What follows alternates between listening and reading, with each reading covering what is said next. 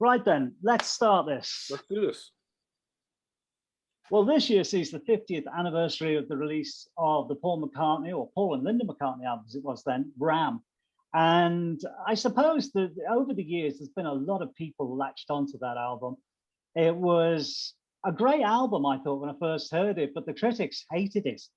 And I always remember thinking that they had it in for Paul. And we're joined today by Denny Seiwell, who's the drummer, a founder member of Wings, along with Linda and Paul, Denny Lane, and he also played on the Ram album. And we're joined by Fernando Perdomo, who has concocted and created and lovingly tendered this wonderful tribute called Ram On. Hi guys, great to see you both today. Always pleased to see you, brother. If I can start with you, Denny, 50 years ago, I mean, does it seem like 50 years since you were doing the original sessions for Ram? Well, yeah, a little bit more, actually. No. Yeah, when Fernando told me, do you know that it's the 50th anniversary of Ram? I went, oh my God. I had no idea. I knew a long time passed, you know, I put a little gray in the hair just for character here, but I didn't have any idea it was 50 years. Jesus. So yeah, well, I guess you live it, don't you? You live it and you do things, and that's it. You don't refer back to it every day after you've done it. It's time passes, and exactly. The tempus fugit, I guess. I mean, time passes very quickly sometimes without you realizing. The thing about Ram, and you'll be able to tell me this because obviously you were part of it. At that time, all of the Beatles they seemed to be trying to get away from the Beatles as much as they can. I call it the beardy years. They all grew long, big beards, long hair, and it seemed to me that they were trying to get away from the Beatles. And I think all of them were successful because they didn't look anything like they did during their heyday. But the thing about Ram, it came in for such a trashing really from the press. And I remember when I first got it, and I must have been about 13 when I got it, and I thought, was this the same album I'm reading about? Because I mean, okay, Paul got the blame for splitting the Beatles. I mean, the truth is, they all had their hand in the pot, I'm afraid, when it came to that, you know. But I mean, how was it for you? Was there any feeling of that? Well, I mean, what did Paul look like when you met him? I know it sounds silly to ask that, but I'm thinking, because he did seem to be very much almost looking like the wild man of Borneo, didn't he, at one point? This huge beard and... Yeah, well, I think you said it yourself. You said the press had it in for him. They just had it in for him. And speaking of that, we were up the farm during that period when he grew the big beard, you know, and he decided to have a little fun with it. So we were going down to London or somewhere, but it was time to shave it off. So he shaved it off, but he'd leave a clump here and a clump here and a clump here. It was really hilarious. I wish we didn't have iPhones then, or we'd taken pictures of them, but it was brilliant, you know. But yeah, I think the press was so hard on, and it, like you said as well, I mean, everybody had a part in the breakup, the dissolution of the Beatles. It wasn't all Paul, although the way we were sheltered from that, totally sheltered. But the way Paul did kind of allude to what was happening was, he told me maybe in private one day, if he didn't follow through and sue the other three Beatles, this joker, Alan Klein, would come in and steal them millions and millions of dollars from them. So it was his duty to save the Beatles. You know, that's what he was doing, knowing that one day, you know, they're all mates. They're going to play together again. Time will straighten this out. Little did he know that John wouldn't be here, and then George would die, you know. But still in all, I believe that the premise was right, and I believe that he was right for doing what he did. Well, even John Lennon said that in 1973 when John, George, and Ringo dispensed with Alan Klein, and somebody asked him why, and he said, "Well, let's just say Paul might have been right," which is as near for John to say Paul was right. I mean, you know, because he was very, you know, John didn't want to give an inch on anything. Right. But I mean, that's as good as saying, Paul, you were right. But I guess at the time, the album, it came together. It started at the end of 70, went on to March 71. I mean, when you were hearing these songs, and I've seen the video where you're talking about Another Day, and there's you and Dave Spinoza in there, and you're hearing this song, and because Paul just played either guitar, piano, or electric guitar, and you're hearing these songs, and when it started changing in the middle, you went, "Wow, hang on, this is something else." I mean, at the end of the day, he was Paul McCartney. Oh yeah, we were used to playing with a lot of big acts, but oh my God, when Paul sings a song and plays a guitar, he really gets your attention, And yeah. So sad, all of a sudden it goes from 4/4 to 3/4, and I look over at Spinoza. I said, "Wow, we're gonna have fun with this." See, the thing is, for me, and I'm sure Fernando as well, all these stories are like, wow, I love hearing all this stuff. Well, look, I mean, with working on this album with Denny, Fernando, you must have heard all the stories, and it's got to be exciting. Making this record, I lost my mind pretty much, because it's like, wow, all these incredible stories, and a lot of things that I didn't know, that I wanted to make sure people knew these stories. And that's why we're doing this video series where we're talking about each song, because it really blew my mind that, I mean, look, Denny was there, had the best seat in the house, five feet away from Paul, who had just written these songs. And it's an incredible thing that he was there for the genesis of the songs. And one of the things that blew my mind is that Paul, even days after meeting Denny, already had trust in Denny to come up with the drum parts. And every drum part on Ram is a Denny Seiwell original. So it's really, really freaking cool. And I love it. It's just incredible, and the songs are insane. Well, I know you as a musician. You're an extremely talented musician, but, and you'll agree with me on this, I'm sure. When I listen to the original songs, they sound really simple. But when you start to deconstruct and go, I think I'm going to learn this song, you go, my God, this isn't as simple as I thought it was. There's a lot goes into, and you think that's the trick. It sounds simple, but it's really involved. The songs are works of art. Ram really stands up to this day as a perfect album that has just so many interesting elements. And in many ways it made it a challenge to recreate, but it also it everybody that's on this record loves the record, and we all embraced some of the best parts of the record, and really, it made it easy for us to put it together, because we know every second of the record. Everything is special to us. This is a really special record. How did you choose the people to work with, and the vocalist and that? Because it's got to be a hard choice, because whilst a lot of people may love the album, to actually perform on it and sing it, as I said, is not easy. And particularly on Another Day, the guy you've got, is Gordon on there, and Gordon it's Michael. Like, wow, God, yeah. I mean, what Denny, a great Denny voice. Put a lot of trust in me. Denny put a lot of trust in me, and then he also provided a few people. But I've worked with a lot of great musicians over the last 20 years of my career, and I kind of remembered everybody that I've had conversations about Ram with. And immediately I contacted them and said, okay, we're doing this, let's do this. Now, Gordon Michaels, that's a really interesting story. I'm always record collecting. I'm always looking for records. And I found this album that he did called Stargazer that I remember buying it because two reasons. Number one, he looked cool as hell on the cover. Number two, I saw that it was produced by Hugh McCracken, the other guitar player on Ram. So I was like, I saw a bunch of really cool names on it: Tony Levin, Jerry Murata, Richard T. And I was like, okay, this is going to be good. I was blown away by the record. But track 3 on the record, which is called Indoor Lovers, reminded me a lot of Another Day. And in fact, it's in the same key. So even though that record was recorded, back in 1979, I knew that he had the perfect voice for it. And we had been in touch because I wanted to work with him anyway. And when he sent in that vocal, we were blown away. I mean, he is the perfect choice for that. And he did a great job. And I have to say that one of the things that Denny said was, if he was going to be part of this, he would have final say. And in the end, all the decisions that were made for singers are incredibly good.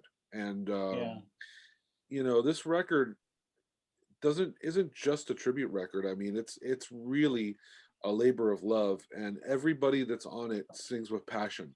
And Yeah. that's something that's missing on a lot of tribute records, because I feel like, I mean, I understand why many tribute records are kind of full of flavors of the month or famous people that will sell the record, but might not necessarily be the perfect person for the song. And Yeah, I mean, I've got a thing about tribute albums, and I'm not a massive fan. And the reason being is I'm thinking, I've got the original. Why do I need a tribute? Okay, maybe it's okay for those involved, but it's got to be something really special for me. And this Just stop is really special. I'd love to just stop there for 1 second, because yeah, when I was approached with this idea of doing the whole Ram thing, I said, why the hell would anybody try to do another? It's perfection. I mean, it's a masterpiece. I don't know about this. But then, Fernando had called me in. We said, hey, what are you doing? You want to just come up to the studio? I just laid down the track, Too Many People, and some people never know.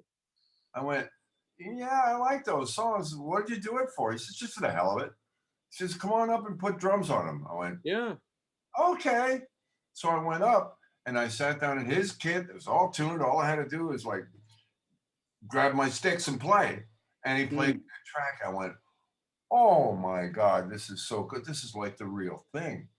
And when I finished those 2 tracks, I thought about it until it was maybe a year later that we started on Ram. But when he said, let's do the whole album, I didn't have to worry about it. I trusted him. I knew that his musical taste, this was so much like the original track. It had the embodiment, the vibe, and the spirit of the original. And I knew that by me playing the drums, the original drum parts on all these tracks, it would give it that, and the rest would be easy. And it was. yeah. It was such an organic, incredible experience to do this. And the thing about it also is that, you know,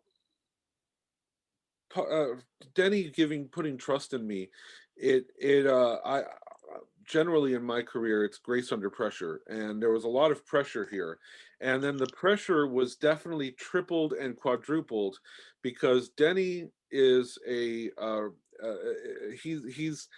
he's got he's still very good friends with Paul, and he's a responsible adult. So he did what any responsible adult would do and text Paul and said, hey, I found this guy who wants to do a new version of Ram. He could get all the original sounds. I'm going to drum on it. Is it cool if we do this? And Paul texted back, and he showed me the text and said, sounds great. Have fun.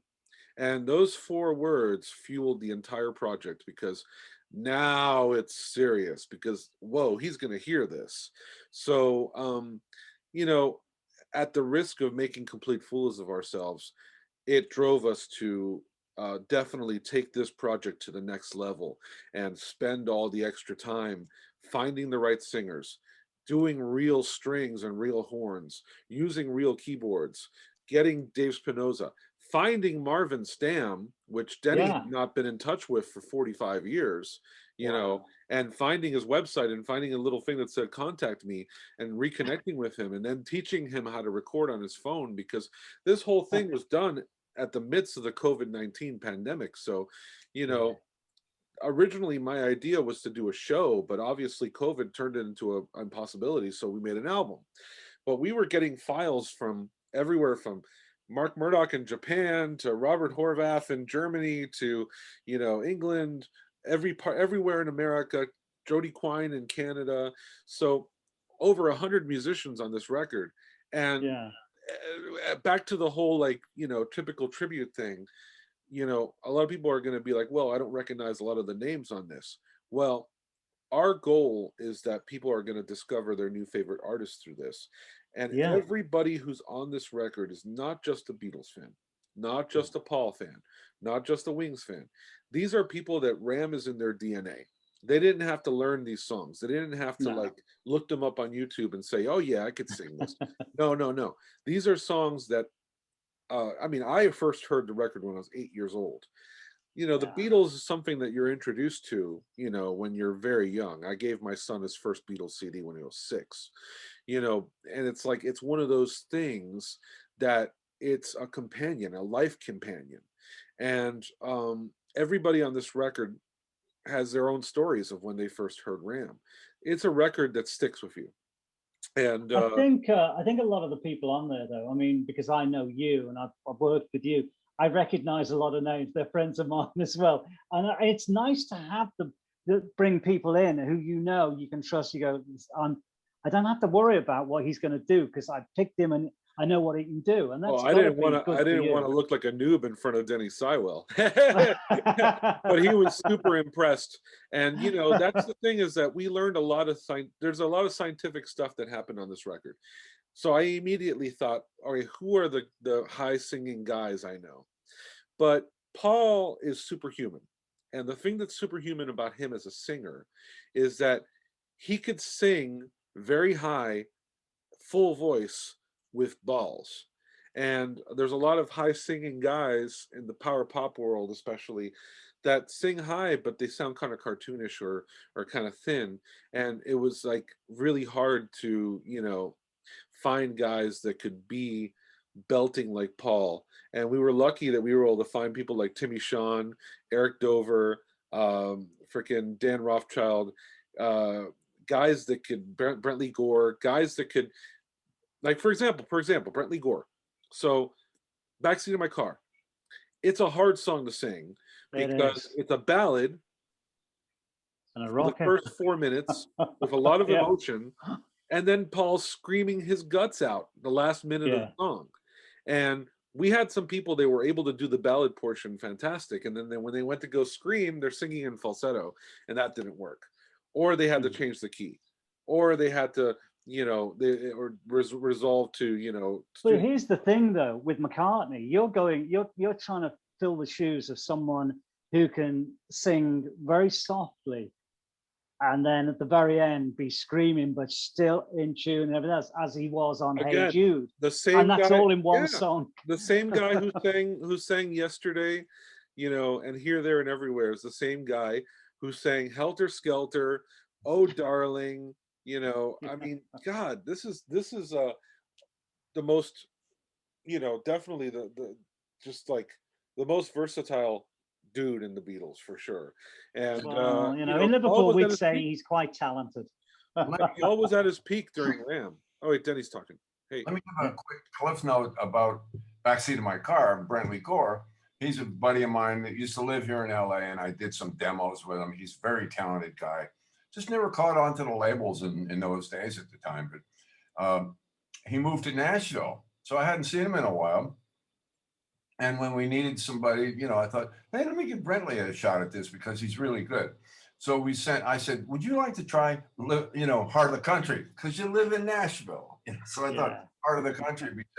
So he listened to it and he said, yeah, that's nice, but I really want to do Backseat of My Car. I went, yeah, really?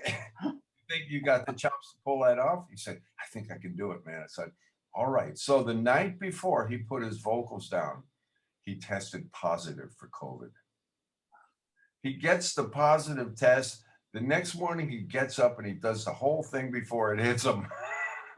Then he went through about passion and his family, and nobody was harmed. You know, they went through it Good. effortlessly, let's say, but he got all the vocals down before he got sick. And oh my well, God, Denny, you must have listened to the vocals on this Ram On album, and because you were there on the original, and you must have heard, I mean, how versatile Paul's voice was. How difficult was it for you to maybe just stand aside and go, this is going to be Paul, not Paul, sorry, this is going to be such and such a person singing Paul's song? That was difficult because here's where I got to hand it to Fernando again. Every track where I had to make a decision on the vocal, we had 3 great performances. sometimes 5. Yes. Yeah. And so we would narrow it down, and then I'd have to make that final call. I had to be the bad guy there. These were people, Fernando's friends. I didn't know them from Adam. Yeah. I Do you said, think that gave you a bit of an edge through that because you didn't know them? You're just being honest and so, well, yes, we were looking for one thing, and that was it was the spirit with which Paul sang that stuff. And certain guys got that part, and then when you heard it, you said, "That's it. I don't want to hear any more on this. This guy did the job." And, when you did, I was going to say, sorry, Denny, when you did the original, of course, Paul was only singing guide vocals, didn't put the bass on until after you'd finished your work. Right. When you heard the final album, I've seen the interview say I was blown away. Exactly. But when we did that one little jam that day, that was so much fun because the track Rode All Night. Yeah. You know, where Paul just came once and he wanted to jam. And he picked up the guitar. He probably thought of this while he was having lunch. You know, he came in, ring, ding, ding, ding, ding, ding, ding, and I'm slamming away, and he's singing. So that's when I got it. Oh my God, this is not a pilot vocal there. This is the real deal. And but later on in Wings, who do you think produced the vocals? Yeah. There's in the booth while they're all down around the mic, you know, and working with Paul, that was a breeze, you know, because he was just so, his intonation was perfection. You could ask him to do anything, and it was done immediately. And when the group would gather around the mic was when the troubles began. You know, I'd say, okay, let's get a blend, guys. All right, Paul, I need you to move in. Denny, I need you to move back a little bit. Linda, I need you to move way back. No, I'm kidding. God. Do you know one of the songs on Ram, and it's a beautiful cover of it on the Ram On project, and it always makes me think French for some reason. That's Dear Boy, because the backing vocals on that are just way beyond anything I was expecting on that song. I mean, if it was just Paul playing and singing it, it'd still be a great song. But when the backing vocals go in, it's right after that roll you do on the tones, and I'm thinking, whoa, you know, I mean, it makes your hair stand up. You know, well, you know, that's Paul's love letter to Brian Wilson. Yeah. So I'm very good friends with a lot of members of his band. And my initial idea for that song was to have all the guys I know from Brian Wilson sing on it. So we had Rob Bonfiglio, we had Jim LaSpisa, we had Scott Bennett, and they all did great jobs, and they all tried lead vocals on it. But there was this kid who I got recommended to, I've known for a while, named Adrian Bourgeois, who is the son of Brent Bourgeois of Bourgeois Tag. And you know, I said, well, look, there's 3 songs that haven't been picked yet. Give him a shot. And his Dear Boy just rose to the top of the crop because we were just emotional listening to his take on it. And he beat out 5 other singers that gave it a shot. Some of them a little more famous than he is, but it was just like, oh, that's the one. And you know, when it comes to Denny picking singers, I think every album should be done like this because the singers were not based on clout, friendship, or ability to sell records. It was whoever could sing it best. And that's why the quality control on this record is unsurpassed. So far the reviews have said that it's great. It's done great, you know, and there's been a few other people that have done Ram as tributes, and you know, they all have their own strengths and weaknesses, but this record, it's a different type of tribute because 3 original people that were there are on it, and they're not going to let anything go by that's not perfect. And we spent a lot of time, man, we had 3 different piano players try the piano on Backseat My Car. And in the end, Darian Sahanaja of Brian Wilson ended up doing it right because he had the right sounding piano, had the right feel. We used elements from the other 2 guys, but you know, the process of making this record, there was a lot of cases where we had to have multiple people try things, you know. But Denny nailed every drum track. You know, he's 78 years old and he still sounds like he's 28, you know? Yeah, well, you know what? Age is a number. I know it's a cliche, but it's true. Denny, your playing on the album was the beginning of a long relationship with Paul. You were a founder member of Wings with Paul and Linda, and Denny, of course, Denny Lane. You actually played a Beatles kit on the Ram sessions. And I saw that on an interview and I thought, wow, I never realized that. But you played your dad's snare drum. Yeah, I mean, but you said in the thing, Paul did a double take when he saw the kids set up. Yeah, the Beatles kit, I don't know. Ringo told me it really wasn't the Shea Stadium kit that I bought, but I think it was. You know what? Because he says, no, I've got that one. He doesn't know what he has. Come on. No, he can't remember probably. I mean, you know, it's Paul always used to say, like, if you want to know about the Beatles, ask Tony Bramwell. He knows more than I do. You know, he said he can remember. I can't. But that kit that Ringo gave Paul that he had up the farm in Scotland that we rehearsed on in the beginning, that was the kit that sold for $2.1 million. Well, I've got a picture of you, Denny, Paul, and Linda outside the farmhouse in Campbelltown with that kit. You know, when you were first, you're all wearing Wellington boots and all cups of coffee or tea. Yeah. I had that shirt underneath with the pot leaves. Yeah, Scotland and pot leaves. There's a few stories there we better hadn't go into. You're rock and roll, Denny. Yeah, I mean, but that's what you wanted. I mean, and the great thing. I mean, literally, here's the thing: Wings literally grew out of the mud. I mean, it was a very organic band, wasn't it, Denny? It was definitely, and you know, it was funny when we were thinking about a name for it. Don't ever think about a name for a band. I think we were up in Scotland at the time, and we said, "All right, everybody, go home and think of some good names we can call ourselves." Oh my God, I want to hear this. Paul, yeah, come on, then let's hear it. What are some of the other options that would have happened? I don't remember any, but the Dazzler. I do. One of them was the Dazzlers. The other one was Turpentine, apparently. Turpentine, you're true. That's right. Wow. This guy knows what he's doing there, Fern. Yeah, I mean, it was never going to be the Denny Seiwell band featuring Paul Ramon. Yeah, that would have been cool. Yeah, or Percy Thrillington. Oh God, yeah. So what was Percy Thrillington like, Denny? I have no idea. That was done after it was gone, but I loved it. I mean, we had a cat we named it Percy after Percy Thrillington. Wow. I didn't know that he was doing it at the time. Well, his parties were legendary. Can I ask you, Danny, when you're recording Ram, the original version of Ram, there was so much going on in Paul's life with the Beatles, and there seemed to be no mistake that they were in for him in terms of the press. So he's got the press on his back. He's got the other three Beatles created. He's probably got Alan Klein, you know, chewing his ass, and yet he's able to come together and bring this album together. And it's one that still stands up 50 years ago. What was the atmosphere like?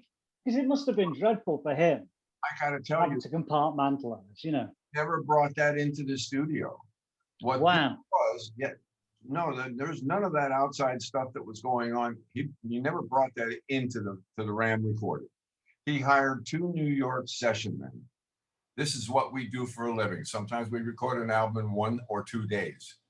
And we're hired and we're given double and triple scale because we're good at what we do. We hear the music, we play the right part, next. It's a fast pace. So he never came in and told us he never cried the blues, told us the inside story, what was going on with the Beatles, or the breakup, or any of that crap. We came in, he walked through the door, the red light went on, and we started recording. And that's what it was. That's what it was. You recorded a lot of songs that weren't on the album. Obviously, Another Day and Woman Oh Why. That was the first thing. That was the first thing we heard from Paul on his own, away from the Beatles. But you recorded things like Little Lamb Dragonfly, Get on the Right Thing, Little Woman Love, which ended up as Little Woman Love was the B-side of Mary Had a Little Lamb, and the others appeared on Red Rose Speedway. But I mean, did you know what was going to appear on the album until you got it? No. As long as he had another song to do, we were ready to do it with him. It was. I couldn't wait to get to work in the morning. You know, he booked us Monday through Friday, 9 a.m. to 6 p.m. bankers hours, and he'd show up at 10:30. But we were there every day at 9 o'clock. I mean, tuned up, ready to go, just roaring.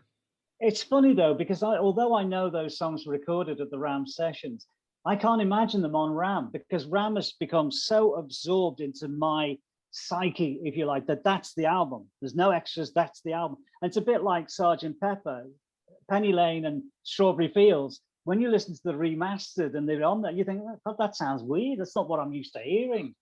So that the album stands still as the tracks that came out on that vinyl, and it's coming out again. I mean, there seems to be an awful big resurgence around that particular album. You must feel great about that, having had a big part to play in it. I do. I mean, I made maybe a couple hundred records over my 50 years in this business. Ram is by far the tops of that list, by far. So how do you feel? How do you feel having got this Ram On tribute done? And I believe you sort of spoken to Paul about it, and Paul's very keen on that because more recently with McCartney 3, there's McCartney 3 reimagined, and there's a lot of people covering those songs, which is a songwriter is a bit of a cool thing to do because they write songs for other people to sing them. You know, you write them for yourself, but you're hoping other people will pick up on them. And I think Paul's quite into that. Oh, I'm sure he loved that part. But he Yeah, loved, you know, all that I really wanted to do such a job that when I sent the CD to him, and when he heard it, that I wouldn't feel nervous at all about how he was going to like it. And he loved it. He loved everything that he heard. yeah. Is it nice to revisit? I mean, you can't live in the past, but it's nice to go back on holiday, isn't it?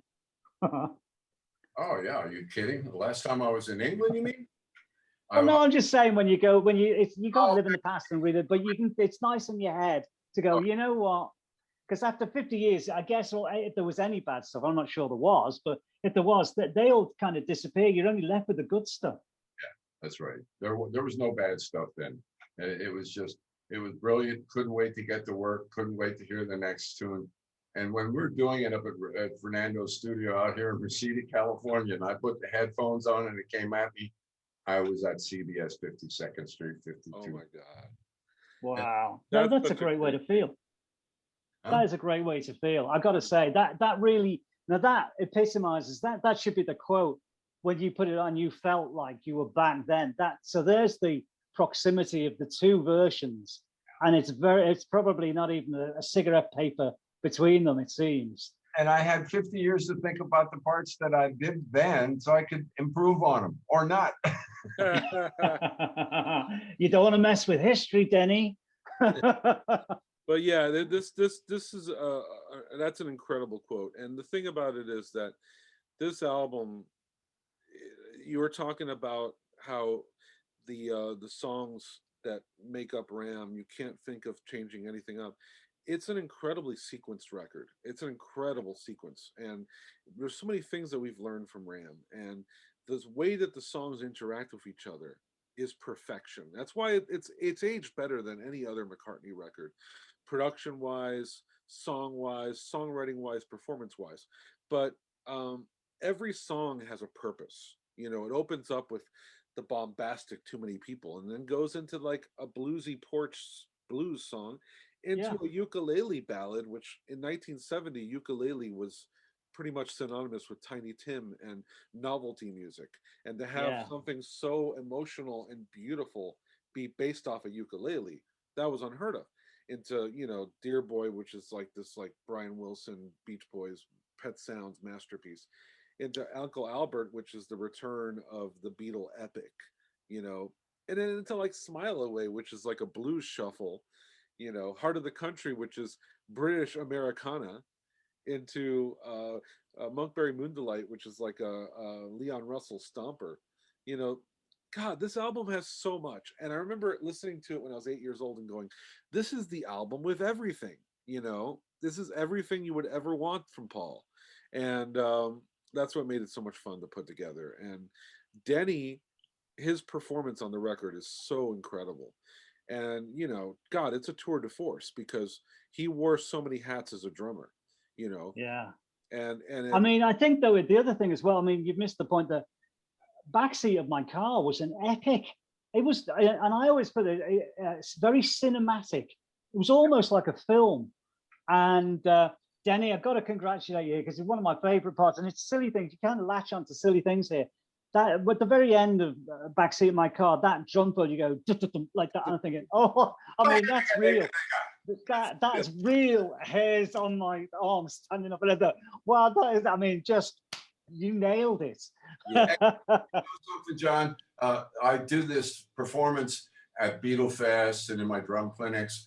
I'll always play that backseat of my car, and the break at the end before that drum fill, it's like 5.5 beats, kind of.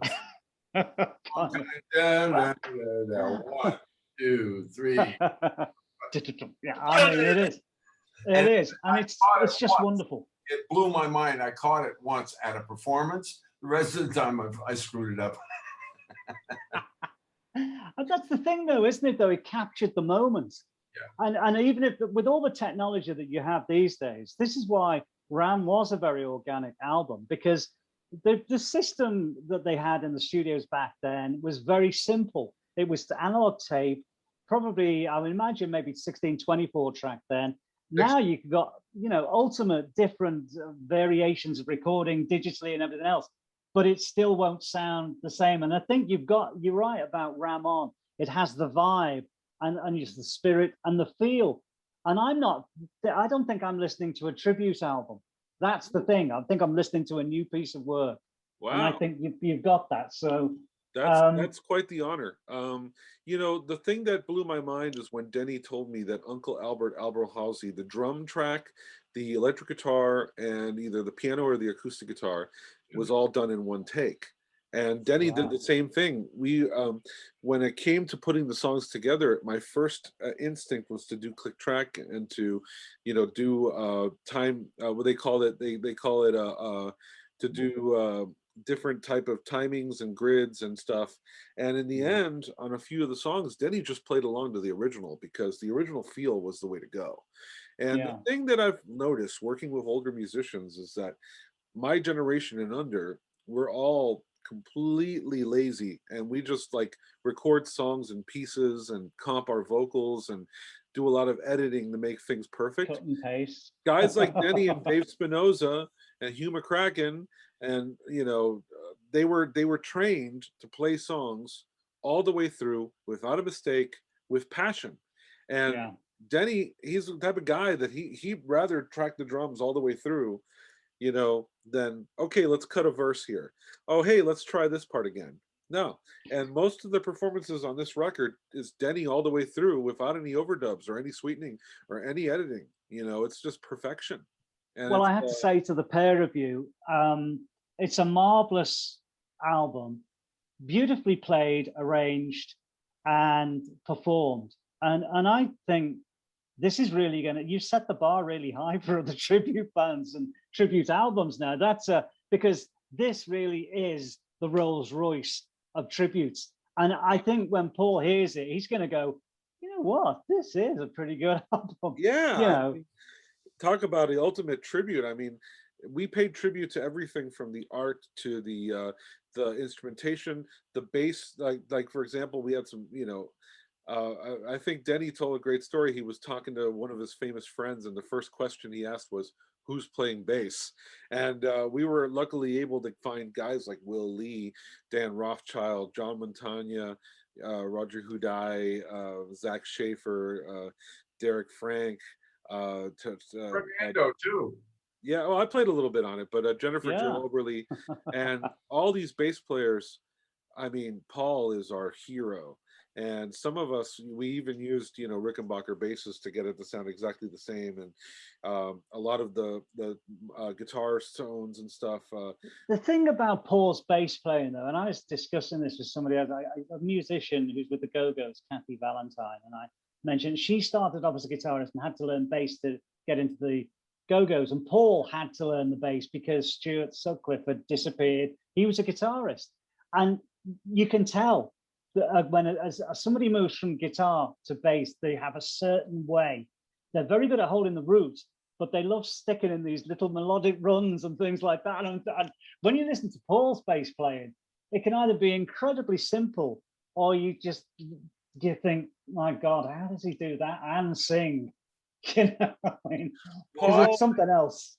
Paul is incredible.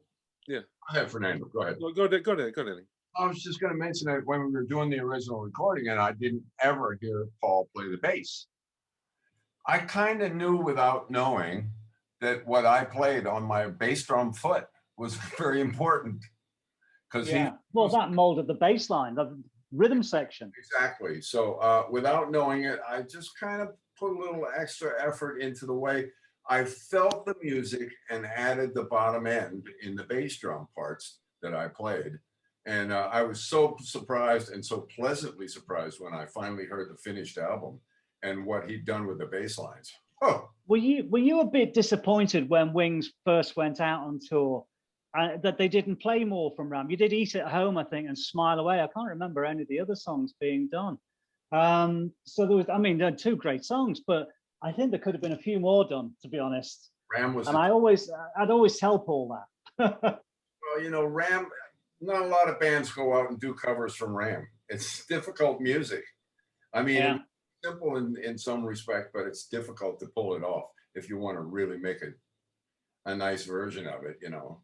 And Yeah. Wings at the beginning, I mean, it would have been a little rough for Wings to do what was Smile Away. That fit into Wings's wheelhouse, you know. That was a kind of a track we could do. High, high, high. That came later. Yeah, Eat at Home, of course. That was a good one. Sometimes you open with that. Right. I mean, it's funny though that even recently, in recent years, Paul's only recently started doing Too Many People occasionally at a live, and it's a great song. I love this guy, man. I didn't remember that we opened with Eat at Home. Yeah, but that sort of instrumental bit that comes out and then they go down, down, down. Oh yeah. Down, da, da, da, da, da, da. That's yeah, that was an opening number in '72 at some times. Yeah. Sorry, I mean, I'm a McCartney bore and a Beatle bore. I love the guy, you know.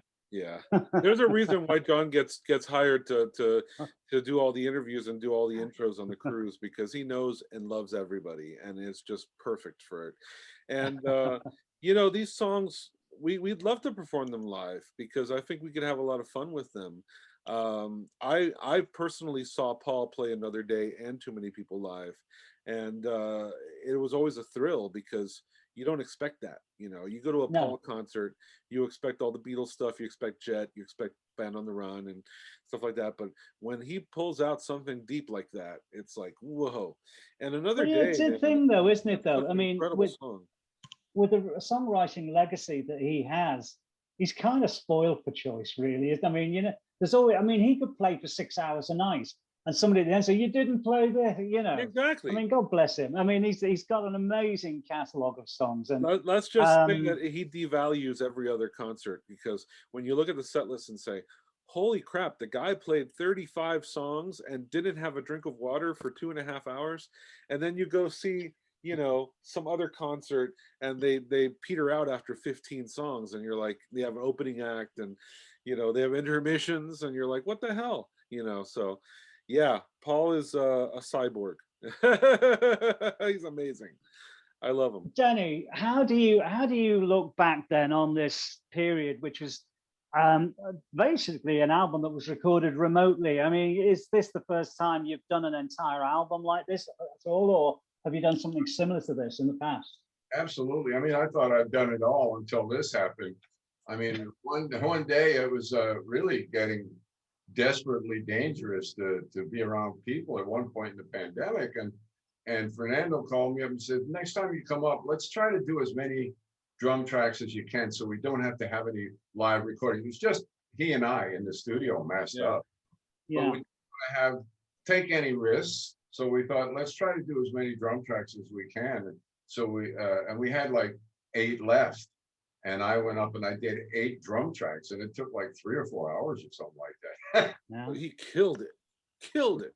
I mean, would you be interested, the pair of you, in doing a live presentation of this album? Because I think really that's the only thing that's missing, and I think you should. Well, we're talking about it. We'd love to do a big concert out here in LA. We'd love to travel and play the album with people from, you know, that's the beauty of this album, is that now we know people all over the world that not only love the album, but are on our album. So well, I'm going to give you a suggestion. You may do it, you may not. I'm sure you'd love to. Come to Liverpool in August, because they normally have this big Beatles Fest in August, and play the Cavern and do it at the Cavern.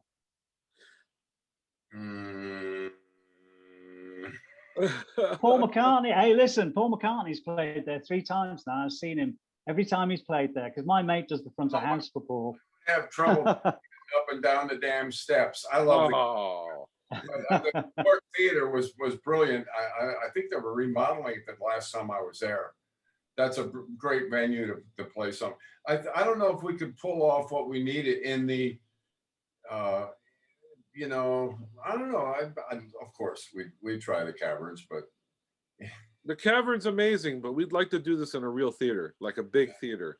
Like, well, in that case, then you need to do it either at the Liverpool Philharmonic or the Liverpool Empire. Yeah, we could. Which, of course, Denny's played there. The Liverpool Empire, the biggest stage. Yeah, I could do Lipa as well. Yeah. But the Liverpool Empire has the biggest stage outside of London.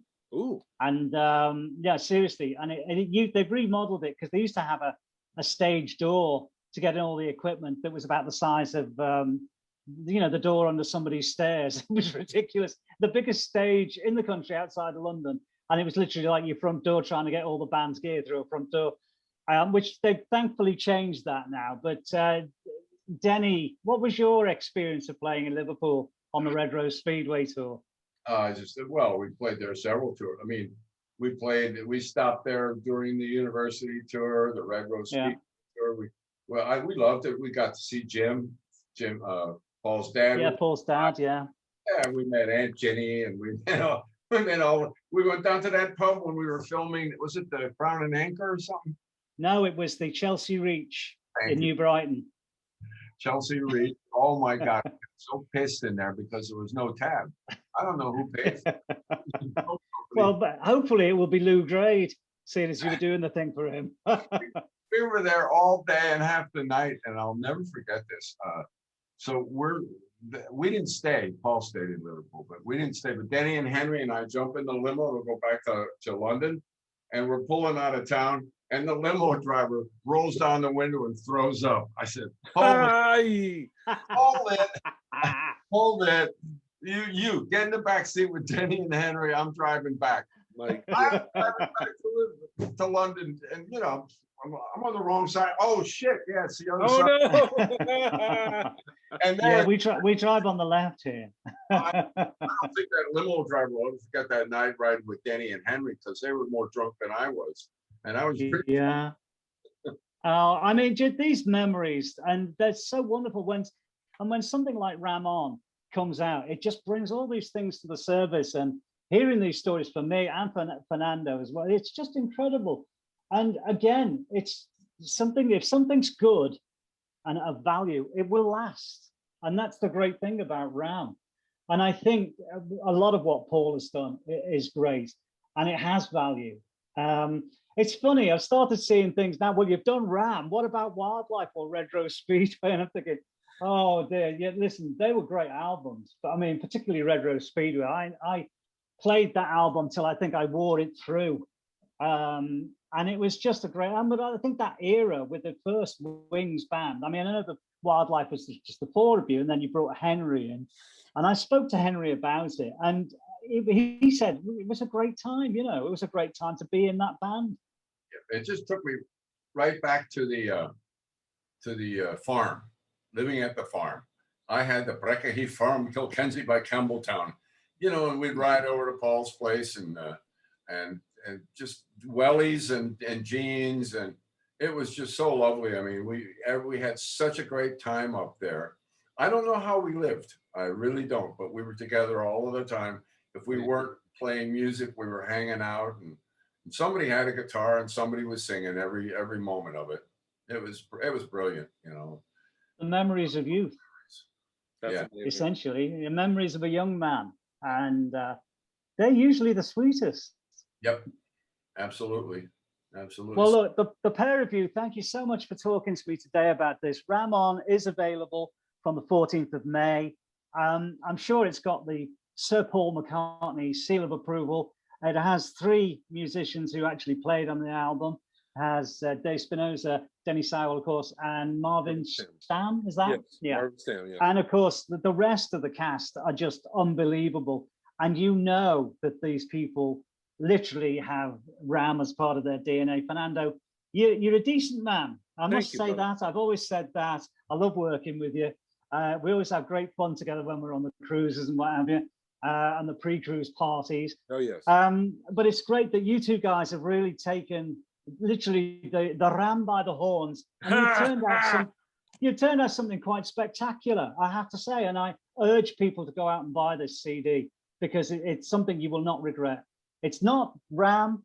It's like, if you like the other side of the coin, and I think that's very important. And there's a lot of love going into that. We're not seeking to replace your copy of Ram, but this is a wonderful companion piece, and I feel like it completes the dynasty of the record, because look, not a lot of records are still as popular today as they were 50 years ago, and this is an important record to everyone, and it has a huge reach, and we're just happy to be a part of the history, and to celebrate Denny's career, and to celebrate everyone's career.